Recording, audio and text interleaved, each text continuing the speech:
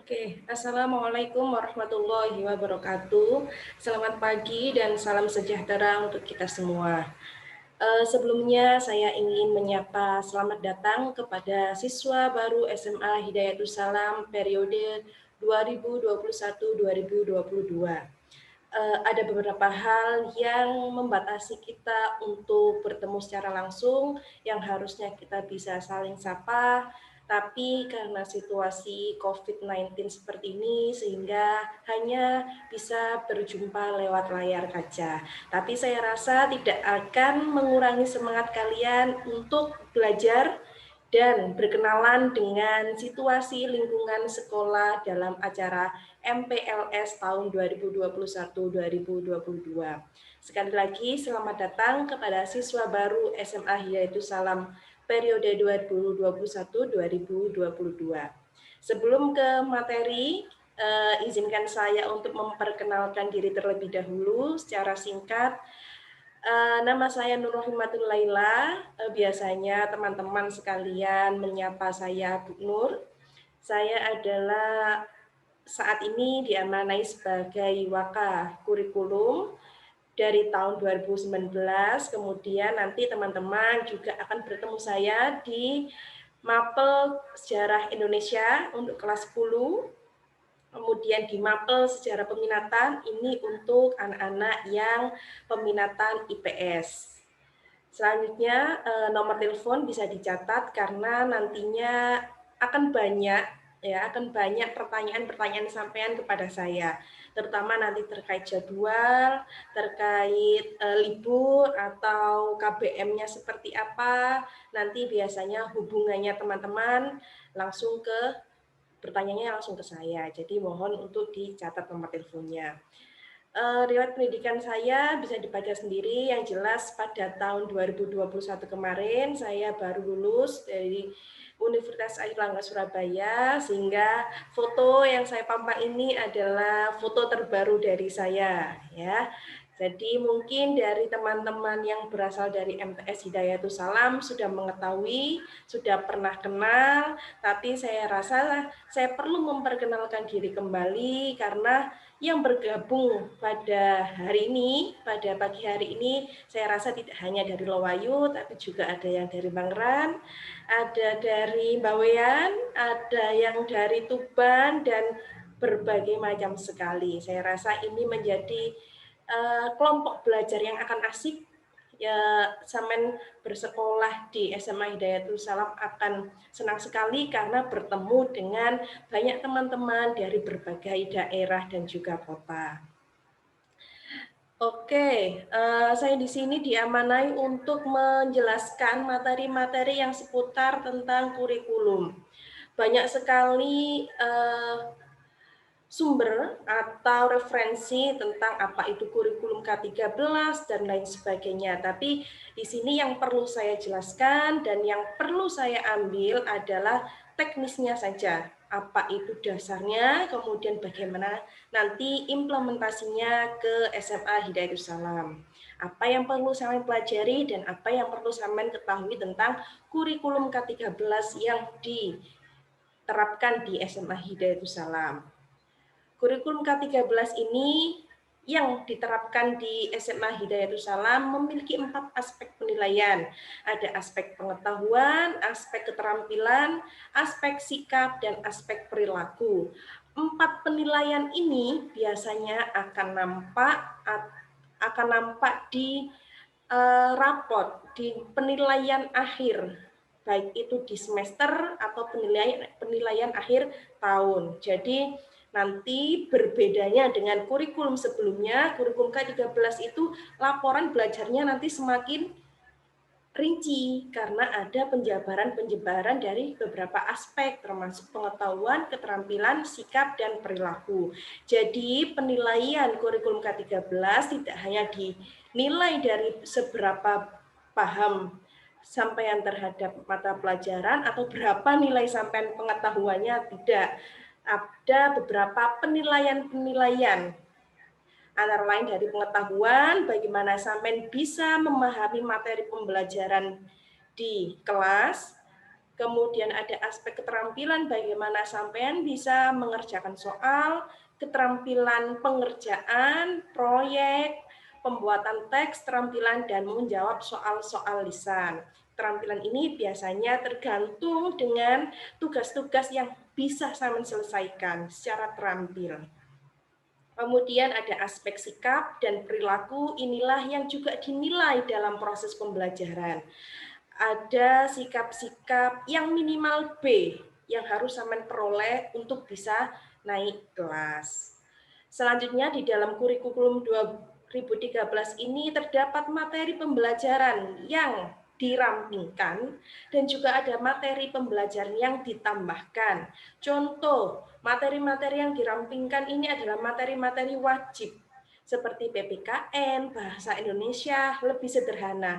Namun ada materi yang ditambahkan, contoh matematika. Matematika nanti akan dibagi menjadi dua, ada yang namanya matematika wajib dan ada yang namanya matematika peminatan. Apakah pembahasannya sama? Berbeda ya. Nanti matematika wajib itu untuk seluruh jurusan untuk IPA dan IPS, dan matematika peminatan itu hanya dikhususkan untuk teman-teman yang ada di program IPA. Tentunya akan lebih spesifik dan lebih mengarah pada perindustrian dari dari jurusan IPA. Ada lagi untuk yang IPS apa contohnya? Contohnya IPS adalah sejarah. Di SMA ini perbedaannya nanti akan sampean ketemu yang namanya sejarah Indonesia sendiri dan nanti ada sejarah peminatan sendiri. Sejarah Indonesia adalah untuk program IPA dan IPS, sejarah peminatan itu untuk teman-teman yang ada di program IPS. Tentunya akan lebih spesifik pada dunia-dunia sosial.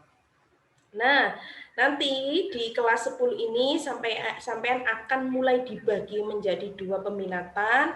Ada yang namanya peminatan matematika dan ilmu pengetahuan alam atau MIPA. MIPA atau MIA biasanya sebutannya. Ada yang namanya peminatan ilmu-ilmu sosial atau IIS. Nah, ini akan dibagi pada saat kelas 10. Cara membaginya bagaimana? Nanti akan ada tes potensi akademik. Dalam penyelesaian tes tersebut nanti sampean akan terlihat kemampuan-kemampuan apa yang sampean yang ada pada diri sampean. Apakah lebih menonjol ke IPA, apakah lebih menonjol ke IPS. Hasil dari nilai itu, tes potensi akademik itu yang nantinya dapat kami gunakan untuk menentukan sampean ini lebih condong ke IPA atau lebih condong ke IPS, seperti itu. Kalau tidak salah, nanti hari kedua atau hari ketiga ya tesnya, jadi silahkan itu dikerjakan sesuai dengan kemampuan sampean, tidak perlu contohan, tidak perlu mencari referensi dari manapun, cukup kerjakan itu sesuai dengan diri sampean. Karena apa? Itu adalah yang digunakan untuk mengukur sampean bisa sampean condongnya ke IPA atau ke IPS. Kemampuan sampean itu condong ke IPA atau ke IPS. Nah, jadi tidak perlu contohan. Jadi itu adalah nanti biarkan itu adalah murni hasil dari kemampuan sampean sendiri. Agar apa? Agar tidak salah. Seharusnya sampean punya kemampuan IPA, tapi karena nyontohnya dengan anak yang berkemampuan IPS, nanti sampean salah jurusan masuk IPS. Sehingga silakan, itu pesan saya ya, pesan saya untuk tes potensi akademik ada di hari kedua atau hari ketiga MPLS. Silakan kerjakan sesuai dengan kemampuan sampean sendiri. Nah, secara singkat saya jelaskan, saya gambarkan ya, saya perkenalkan juga ada mata pelajaran yang apa sih yang sampean pelajari di SMA Hidayatus Salam. Di kurikulum K13 mata pelajaran itu dibagi menjadi 4 kelompok. Ada kelompok wajib. Kelompok wajib ini yang diikuti oleh program IPA dan IPS. PAI, PKN, Bahasa Indonesia, dan sebagainya. Di sini saya jabarkan nama-nama gurunya. Untuk apa? Agar sampean mengenal ya, seperti judulnya kegiatan ini ya, masa pengenalan lingkungan sekolah. Termasuk juga sampean ada bayangan siapa nanti guru-guru yang mengampu di kelas sampean. Ya, ada PAI, untuk kelas 10 nanti akan diampu oleh Pak Misbah, kemudian sejarah INA nanti kelas 10-nya akan bersama saya, kemudian kelompok B wajib. Ini juga untuk anak IPA dan IPS. Nah, intinya yang sebelah mana ini? Sebelah kiri saya ini adalah mapel-mapel wajib yang diikuti oleh IPA dan IPS. Termasuk nanti muatan lokal. Muatan lokal di SMA Hidayatul Salam ada Aswaja, bahasa Jawa, dan bahasa Arab. Kemudian sebelah kanan saya ini baru dikelompokkan menjadi mapel-mapel peminatan. Mapel-mapel atas itu adalah peminatan MIA. Nah, ini adalah peminatan MIA, kemudian mapel-mapel bawahnya ini adalah untuk peminatan IPS. Nah, anak IPA juga perlu mempelajari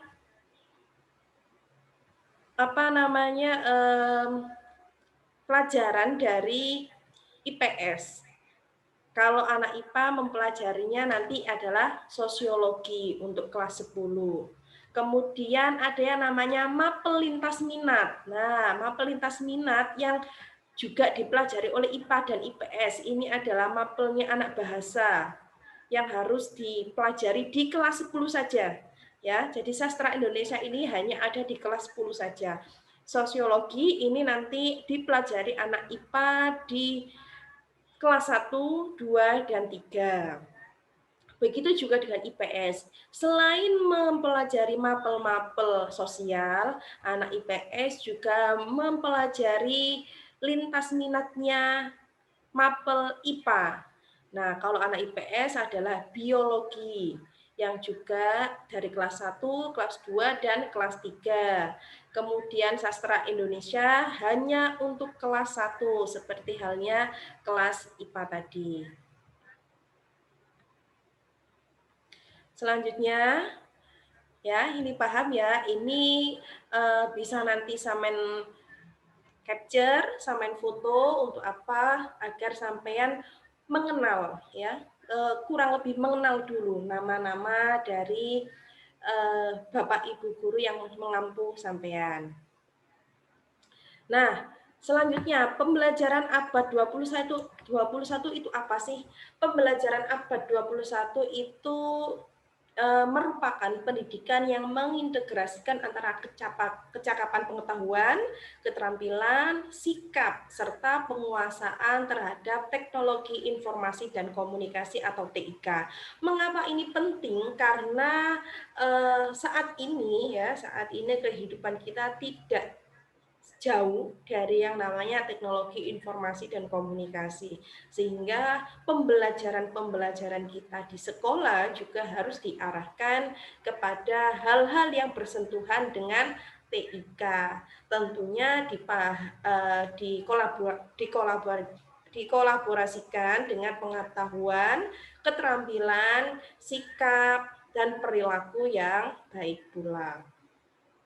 Paradigma pembelajaran abad 21 menekankan kepada kemampuan siswa untuk berpikir kritis, mampu menghubungkan ilmu dengan dunia nyata, menguasai teknologi informasi komunikasi, dan berkolaborasi. Oleh karena itu, kenapa di kurikulum 2013 juga banyak aspek-aspek penilaian termasuk keterampilan. Karena apa? Nantinya akan ada tugas-tugas atau proses pembelajaran yang itu akan mengedepankan kolaborasi antara teman-teman semuanya.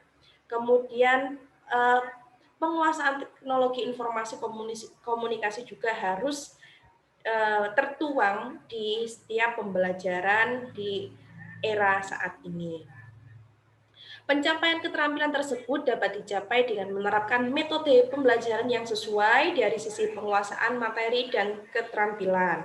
Perkembangan dunia abad 21 ditandai dengan pemanfaatan teknologi informasi dan komunikasi dalam segala segi kehidupan, ya. Tidak kita pungkiri bahwa saat ini setiap harinya kita selalu bersentuhan dengan yang namanya teknologi informasi dan komunikasi, apalagi didukung dengan adanya yang namanya internet. Setiap hari kita seolah-olah kecanduan. Setiap kegiatan kita pasti mengandalkan yang namanya internet. Nah, itu pemanfaatan tersebut harus dikolaborasikan dengan baik dengan sistem pembelajaran. Teknologi menghubungkan dunia yang melampaui sekat-sekat geografis sehingga dunia menjadi tanpa batas. Contoh, kita berkomunikasi dengan siapapun orang di dunia ini seolah tidak ada sekat. Dari yang berbeda pulau, berbeda kota, berbeda negara, seolah-olah tidak ada sekat-sekat geografis. Semuanya bisa kita berakar untuk komunikasi, sehingga itulah yang juga dimanfaatkan, teknologi itu juga dimanfaatkan untuk pembelajaran. Nah, pembelajaran abad 21 itu meliputi apa saja? Ada kecakapan-kecakapan pembelajaran abad 21 yang perlu sampean pelajari. Di sini saya mengambil dari Rotterdam dan Willingham tahun 2009. Apa sih yang perlu sampean siapkan, intinya ini, apa yang perlu sampean siapkan dalam menghadapi pembelajaran abad 21. Yang pertama adalah berpikir kritis.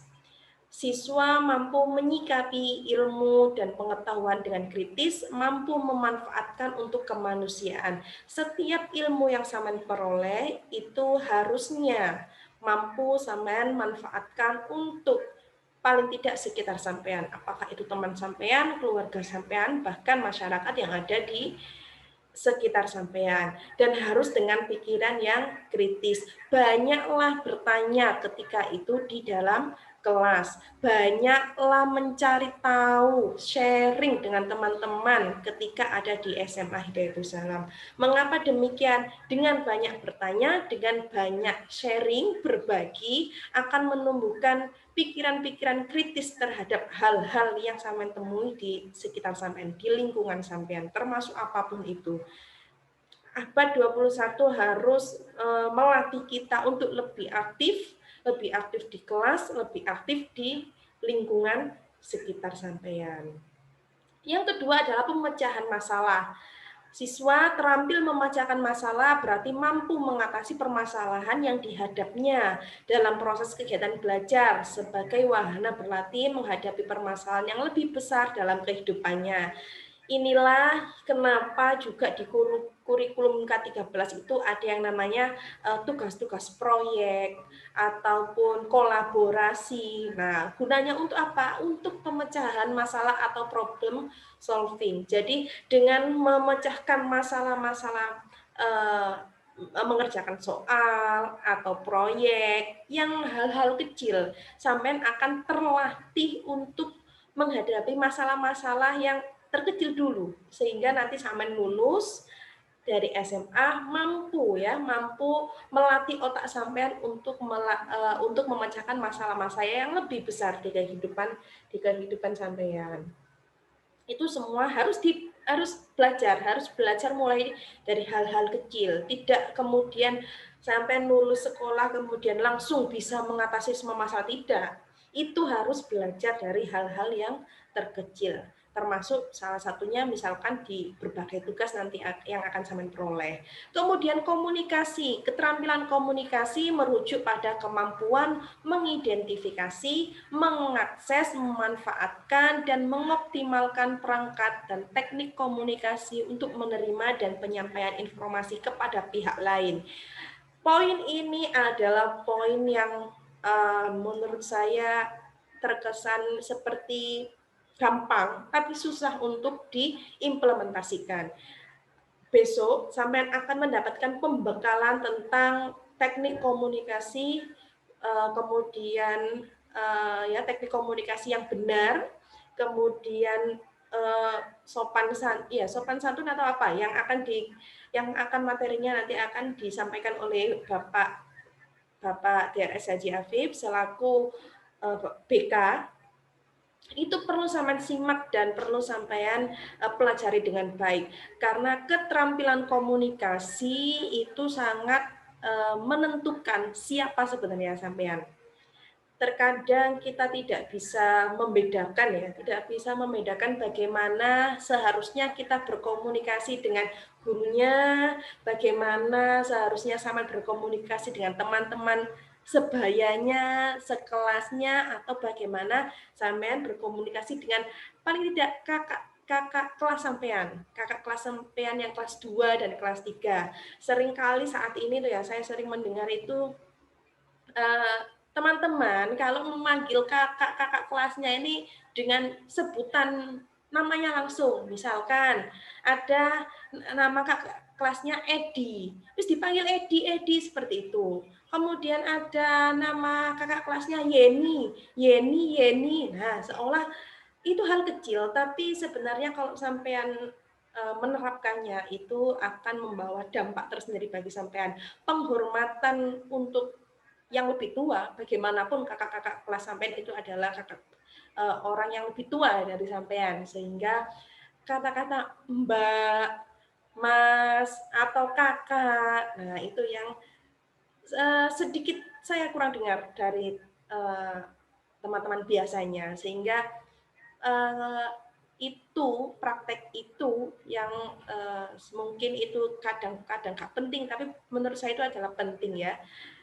Itu yang perlu sampean terapkan, bagaimana sampean memanggil kakak-kakak kelas sampean itu bisa dengan sebutan kakak, mbak, atau mas, atau cak ya, bisa Mbak Yeni, Kak Yeni, atau Mas Edi, Cak Edi, nah, boleh. Itu harus diterapkan karena nanti itu akan ya bentuk penghargaan yang nantinya penghargaan itu akan kembali ke sampean sendiri. Kemudian bagaimana konteks komunikasi kepada Bapak Ibu guru ketika di WA, sosial media ya, itu juga harus ada pembedaan, ada nantilah sampean belajar dengan Pak Afif ya. Keterampilan komunikasi itu yang perlu sampean pelajari, dan juga bagaimana di sini juga merujuk tentang keterampilan komunikasi pada saat proses pembelajaran ya. Proses pembelajaran di kelas, karena pembelajaran abad 21 digabungkan dengan kurikulum K13 ini menuntut sampean untuk lebih aktif berkomunikasi dan bertanya ya, bertanya di kelas, mengemukakan pendapat, bertanya itu tidak ada salahnya. Walaupun sampean mengemukakan pendapat, jangan takut salah atau jangan minder dan lain sebagainya. Kemukakan saja. Tidak ada pendapat yang salah ya. Tidak ada pendapat yang salah. Apapun pendapat sampean itu silahkan dikemukakan, silahkan diungkapkan. Pertanyaan sampean apapun silahkan itu dikomunikasikan, diomongkan. Itu nanti yang akan melatih sampean untuk berpikir kritis dan lain sebagainya ya. Jadi jangan malu-malu di kelas, karena itu juga nanti termasuk penilaian dalam sisi keterampilan yang ada di kurikulum K13 ya. Karena apa? Kadang kita bisa berkomentar, membuat status itu di dunia maya ya. Sampean kalau komentar-komentar di Facebook, di Instagram, di WA itu koyok banyak sekali kata-katanya dan pinter. Ternyata kalau itu ditarik ke dunia nyata, banyak dari sampean juga yang belum bisa mempraktekannya.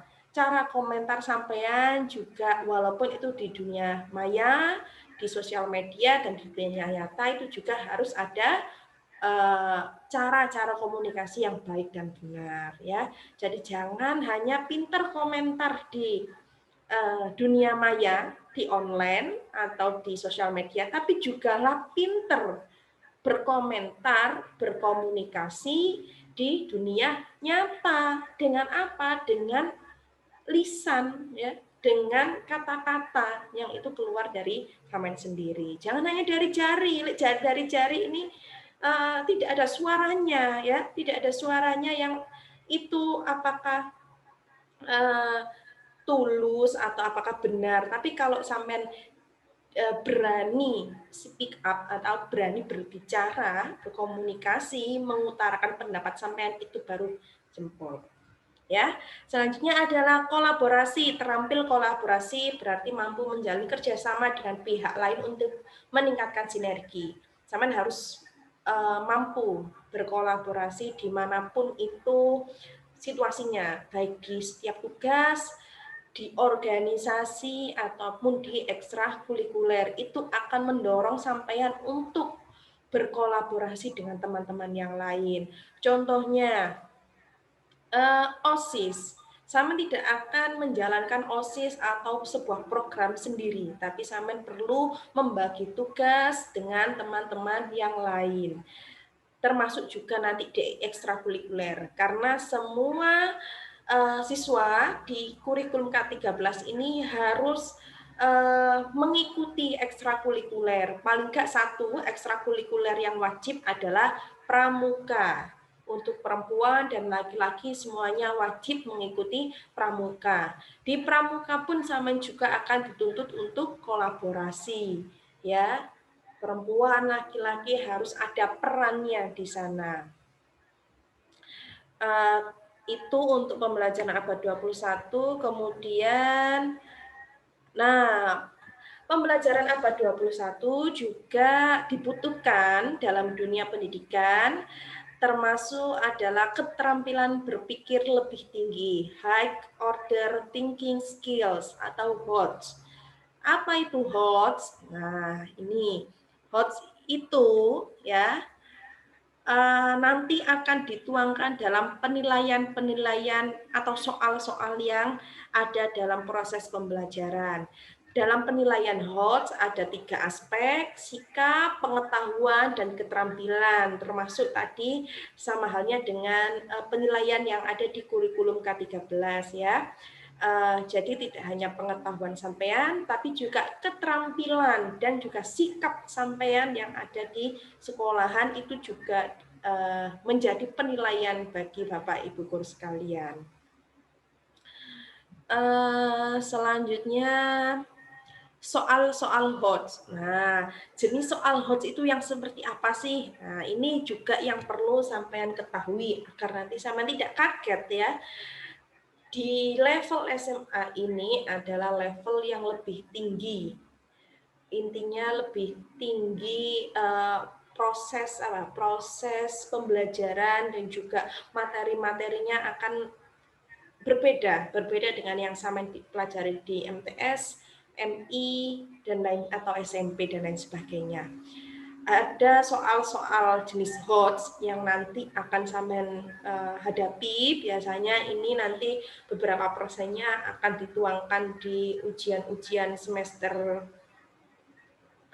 ganjil atau ujian semester genap. Nah, intinya soal-soal HOTS ini pada konteks assessment mengukur kemampuan transfer satu konsep ke konsep lainnya, 2 memproses dan menerapkan informasi, 3 mencari kaitan dari berbagai informasi yang berbeda, 4 menggunakan informasi untuk menyelesaikan masalah, 5 menelaah ide dan informasi secara kritis. Itu adalah tujuan-tujuan dari soal HOTS. Bentuknya soal HOTS itu seperti apa? Biasanya seperti pengukuran PISA ya.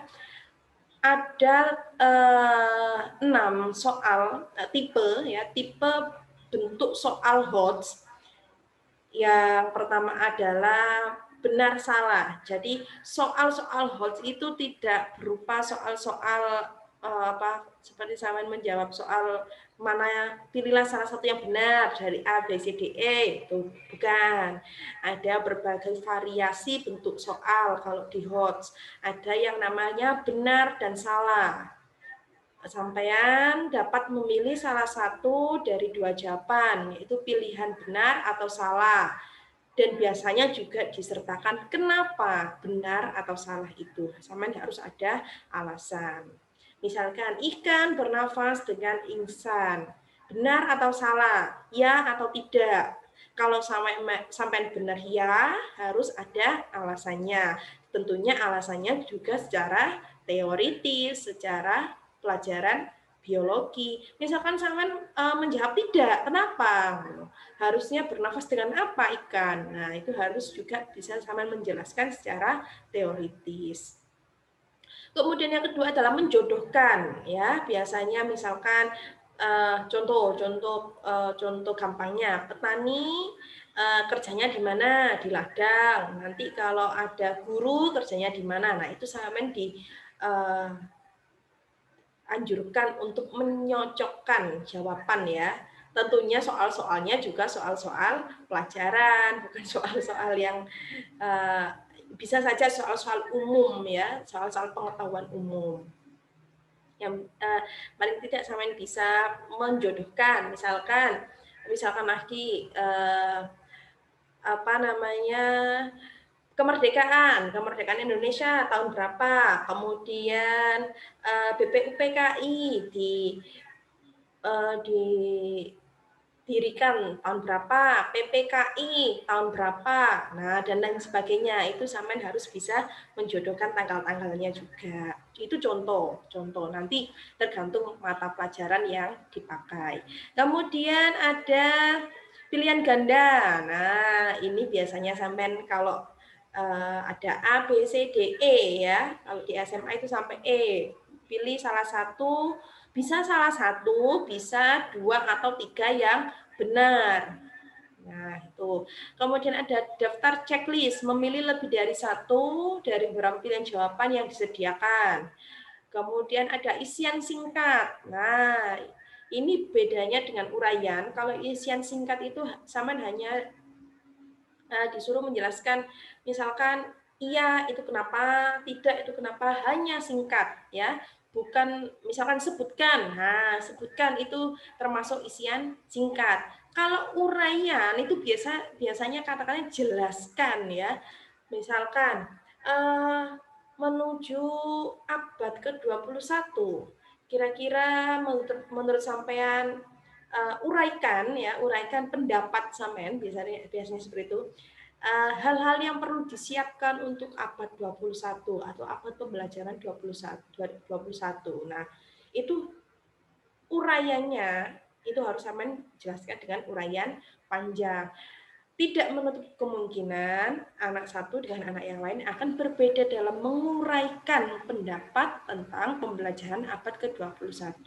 Jadi apakah jawabannya harus seragam? Tidak, harus sesuai dengan pendapat-pendapat sampean sendiri. Misalkan, uraikan pendapat Anda tentang kasus COVID-19 saat ini. Saya yakin jawaban dari sampean ini akan berbeda-beda. Bagaimana cara pandang sampean dalam melihat suatu kasus atau suatu studi kasus, termasuk misalkan tentang COVID. Ada yang percaya, ada yang tidak percaya, kemudian ada yang punya tips, ada tips-tipsnya juga akan berbeda, ada yang cara penanganannya bagaimana. Saya rasa sampean akan punya sudut pandang sendiri terkait satu topik permasalahan atau satu topik pembelajaran. Nah, itu nanti bentuk-bentuk soal HOTS yang sampean hadapi ya nantinya di ujian semester genap atau ujian semester ganjil. Selanjutnya, oke, ternyata materi saya cukup sekian. Semoga semuanya ini bisa sampai pahami. Tapi sama tidak perlu pusing apa itu HOTS, bagaimana membayangkan, bagaimana kurikulum itu bagaimana, tidak, Samen cukup jalani dengan baik saja di sekolahan. Jadi Samen tidak perlu memikirkan apa itu teorinya atau apa, tidak perlu. Samen hanya perlu mempraktekkan ya, perlu mempraktekkan dan menjalani rangkaian kurikulum, soal HOTS, kemudian pembelajaran abad 21 itu cukup Samen jalani saja di SMA Hidayatus Salam. Yang jelas sebelum Samen menjalaninya juga perlu ada pengetahuan tentang hal tersebut ya, sehingga nanti Samen tidak bertanya-tanya lagi HOTS, soal ini adalah tipe soal HOTS. Soal HOTS itu apa? Berarti Samen tidak menyimak penjelasan dari saya hari ini ya. Jadi sekali lagi semangat belajar ya. Semangat belajar yang ada di rumah, stay safe, stay healthy, jaga kesehatan ya, karena saat ini kita berada di situasi pandemi yang meningkat kembali ya kasusnya, dan semoga ini semua segera selesai dan kita bisa berjumpa di kelas SMA Hidayatus Salam. Sekian dari saya, apabila ada salah kata, salah pengucapan, penyampaian dan lain sebagainya, saya mohon maaf yang sebesar-besarnya. Dari saya, Assalamualaikum warahmatullahi wabarakatuh.